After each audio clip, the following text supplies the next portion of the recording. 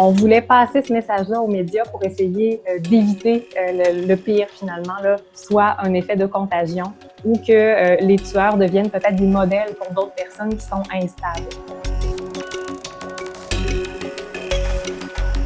Le phénomène de glorification que l'on invoque, ce sont souvent des phénomènes marginaux. Un crime qui est commis, c'est une information qui est loin d'être banale, c'est très important. On veut savoir ce qui s'est passé. Avant de priver le public de cette information, il me semble qu'il faut avoir des raisons beaucoup plus convaincantes que simplement craindre l'hypothétique glorification.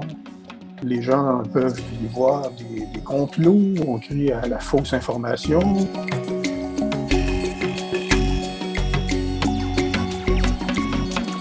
Par rapport à son image, on essaie de ne pas privilégier des images qui le mettent en scène, où il s'est mis en scène lui-même, par exemple, sur ses propres pages Facebook.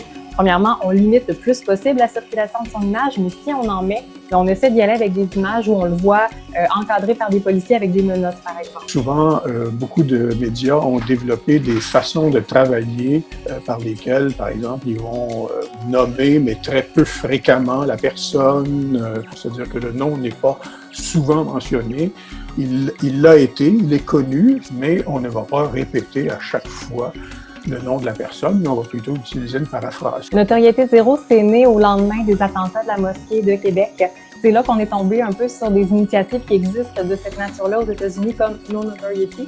On s'est aussi basé beaucoup sur un guide de l'INRPQ qui donne des conseils aux médias, finalement, pour bien traiter ce genre de nouvelles.